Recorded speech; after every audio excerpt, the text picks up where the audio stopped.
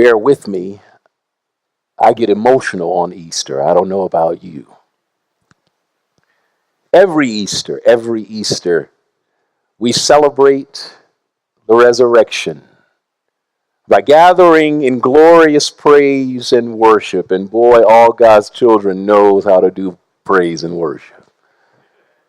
We gather in praise and worship. We lift our voices in song and victorious shouts that Christ is risen. Christ is risen indeed. We go to the familiar scriptures, Matthew, Mark, Luke, John, in our case, the Gospel of John, and we read the story about the empty tomb and the appearance of Jesus first to the women and then to the rest of the disciples.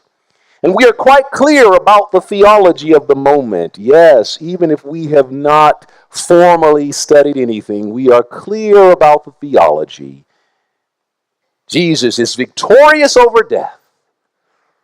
He broke the scourge of sin forever, and all of creation is now redeemed and restored in light of God's unending and amazing grace and love.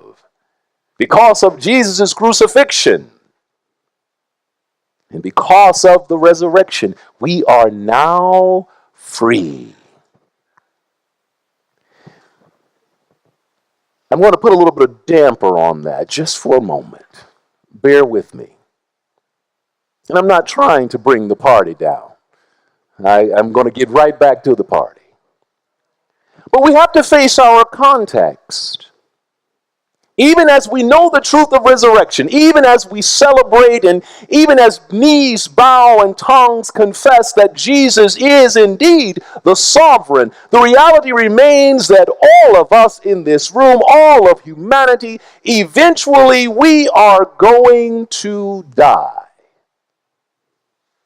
Even as we sit here in the glow of resurrection, the world still rolls on, exacting a toll on the human family. Poverty, disease, violence, oppression, domination, all remain the reality of our existence.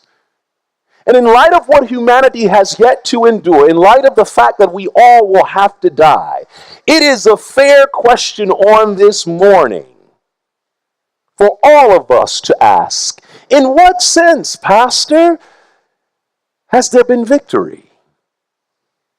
Where is this life Jesus promised us and that we've been preaching about all during this season of Lent?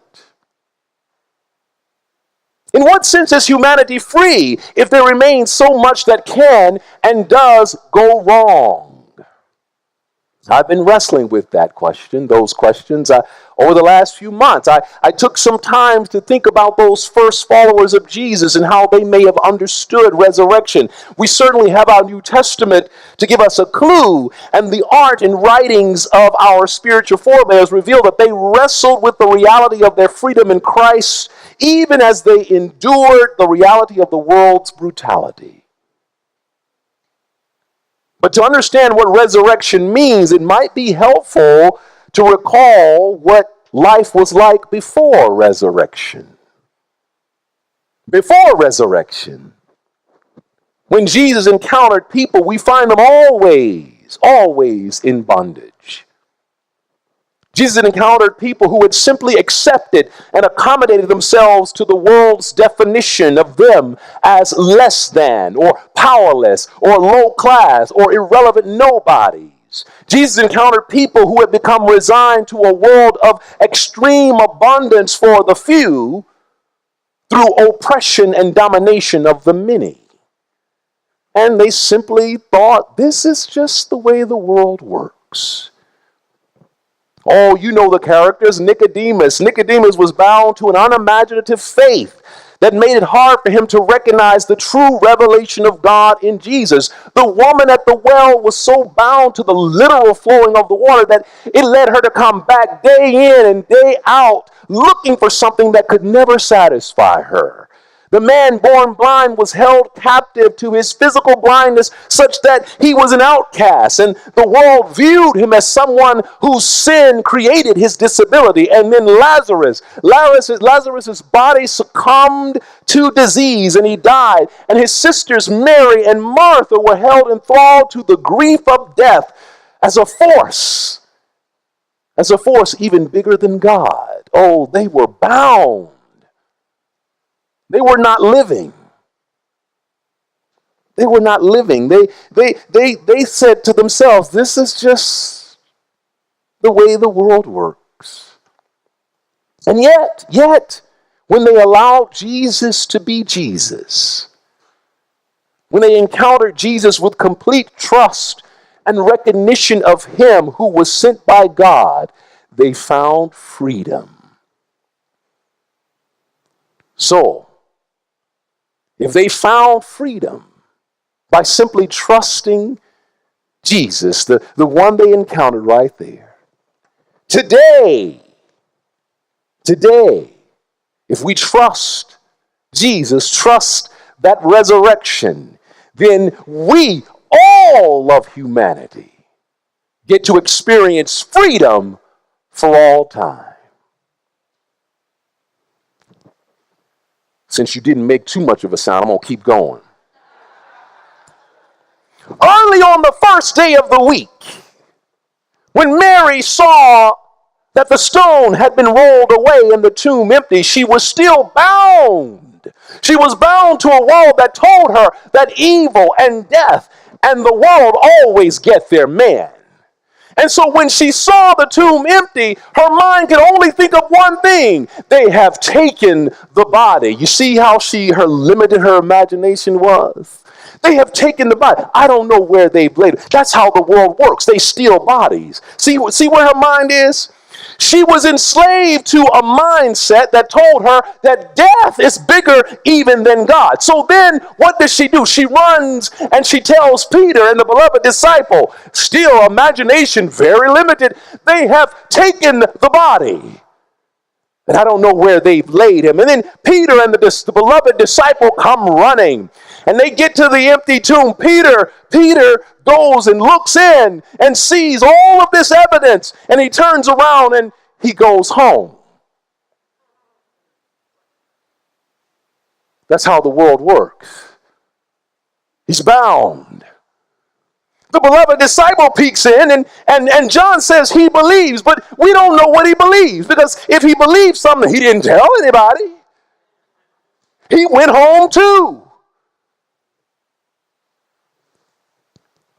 And then Mary weeps, crying the tears of someone who knows the heavy burden the world imposes on us when the people that we love the most die. She weeps. She's supposed to be weeping because in the world, the people we love leave us and we are hurt, and that pain is more than we can bear. But she's bound. She can't even imagine how to get over that grief. But so she's weeping. She keeps like 4 times. 4 times John says Mary is weeping. He wants you to know the girl is upset.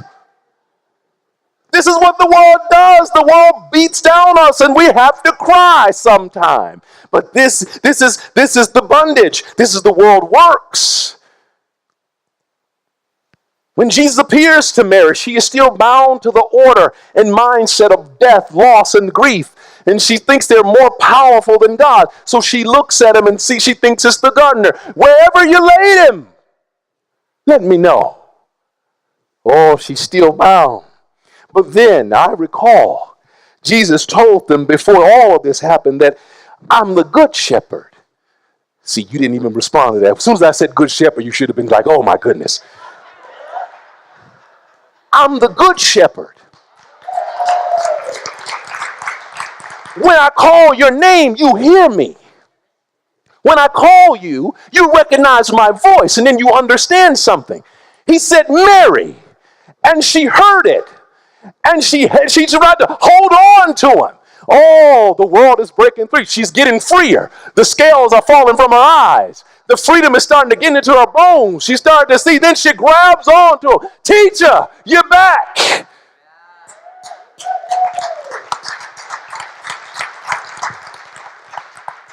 This is the way the world works. She sees him, and Jesus said, you got to let me go. See, I'm not dead like you think I'm dead. That doesn't matter anymore. Death, I redefined it. Death doesn't exist when I'm around.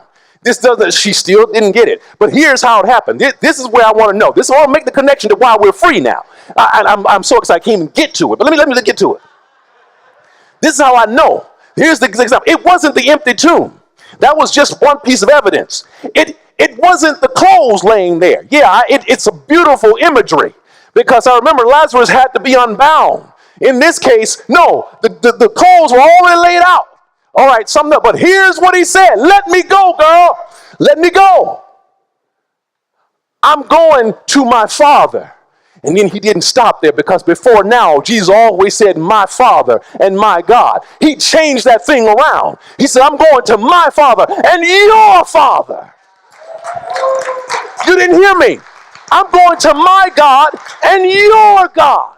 You're new. You're different. You in the family now. We kinfolk. You're free. You're not a slave. You're not the low class people you're not the low class woman that they told you were. You were not some bad born person. You're not some low status person anymore. No, you my kinfolk. I'm going to God and my God. We belong together. You're free.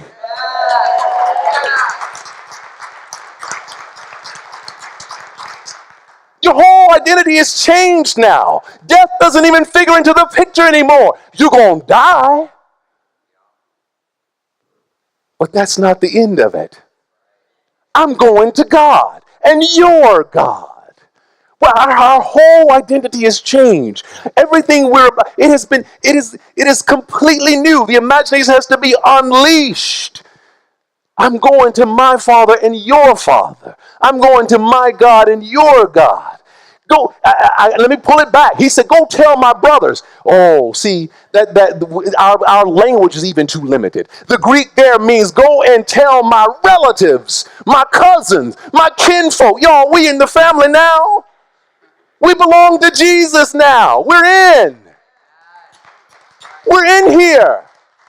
So this celebration this morning, this celebration should be a feast of freedom, because you're not enthralled to that old mindset that things are the way, that this is just the way the world works, because there is a God who works in a different way than the world works. All right, you're not too convinced, but let me keep going. When the first Christian churches decide to illustrate this moment of liberation, and they thought of it as a moment of liberation, they painted a picture in all their paintings and their frescoes. You see Christ emerging from the grave or a tomb. We can't really tell. It's a little black hovel, and Christ is stepping out, but you got to pay attention to his feet. His foot is on death's head. Oh, see, I read comic books. You need to get this image. His foot is on death's head. There's a gate that's broken. There are locks and bolts strewn about. They're broken. They're torn apart completely. And then Jesus is reaching back, foot still on death's head. And he's grabbing Adam. And he's grabbing Eve, and he's grabbing Solomon, he's grabbing David, and he's telling them, come on, we getting out of here. You've been rescued. We're free.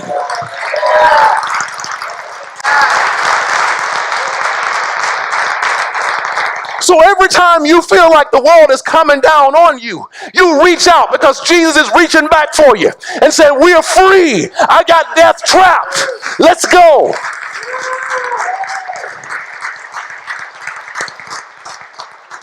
I get excited on Easter because I see that image in my mind, that death has been controlled, that Jesus is now running the show, that all those definitions that tell me that I'm no good and no count because of who I am and who I love, they don't mean anything right now. And that I know that one day when I take this last breath, I get to take that last breath and wake up with Jesus holding my hand just like he did when he came out of that grave. See, I don't worry about it.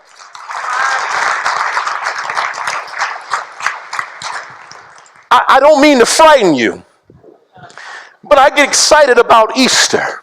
I get excited about the idea that I don't have to pay attention to the definitions. I know what they're saying to me. I see it every day. I'm not blind to the reality. The reality is very clear that the world still is holding on. I know because a bunch of children got shot up in a school in Parkland, Florida. I know because there were some kids who got shot in Southern Maryland. I know because right now we're about to commemorate the 50th anniversary of the assassination of Martin Luther King, a man who saw freedom, who knew that he was free because Jesus already did it for him. And so I know, I'm not blind to the reality. I know what we have to go through. But I know also those first church folk, they still, when they painted those pictures, they put on the top of, they even gave it a title. And the Greek word that they gave to it is a Greek word that when you translate it, we say it's resurrection. But that word can also be translated as uprising. Oh, do you get it? It's an uprising. We're turning the world over. Jesus is doing something new.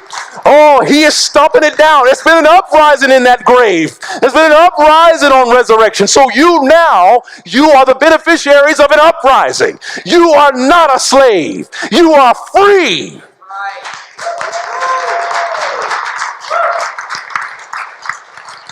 For those who don't hear me preach every day, I'm telling you, this is unusual. It's because I'm just excited. I'm excited about Easter. I'm excited about what it means for my life. I got news for you. The empty tomb and Jesus' appearance to a disciple means that there has been an uprising. We don't call it that. That's because they want us to be, real safe folk. We have to be respectable. It's resurrection. We just say, no, it's been an uprising. Death lost completely. We are now free people of God. Death has been conquered. We've been rescued. And so when you feel like the world's narrative of life and love and your future is very dark, I want you to recall that Jesus says that we are now a part of the family. Oh, we are part of the family. We belong to him. Our identities are clear. And this uprising is not a selfish uprising. It doesn't mean that you have to, the human desire to, we don't live forever. We don't get a get out of jail free card. I know that some people think like, oh, I get out of jail. No, this uprising is about us overcoming death's propaganda that for you to win, I have to lose. It's overcoming death's lie that there is not enough to go around. So we have to hoard and fight to get what ours. It's overcoming the lie that our worth and dignity are connected to how much money we make or where we were born or how our status in the world's hierarchy.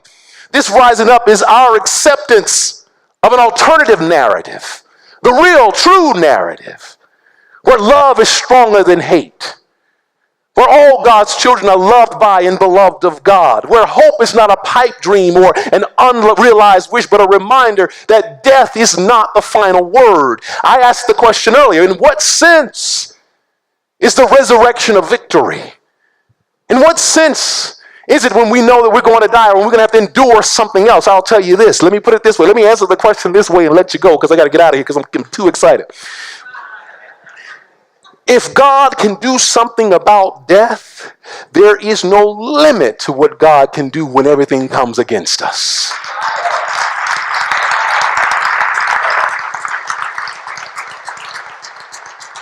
If God can free us from death, there is no challenge that comes upon us from which God cannot free us. There just isn't. I know it. Jesus calls us by name. And sometimes we don't recognize it. We're weeping. We're hanging out in graves, half living, wondering if life is possible, if life is for me. I'm here to tell you now, it is. You have life. You are free. The world will continue to try to convince you that you're not. The world will convince you that this is just the way it is. You're supposed to be beaten down and beat up. You're supposed to be No. We were rescued. That resurrection was a liberation moment. It was an uprising that turned the world on its head. And we are the beneficiaries. So when you feel like the world is coming against you, when you feel like there's nowhere to go, when you say, oh, this is just the way of the world, I want you to rethink that thing. And remember that we've been rescued. This is a feast of freedom. It begins today. It begins today for you. If you have not thought, remember it, keep it in your mind, and then you will shout and you'll get excited like I am. We're free. Amen.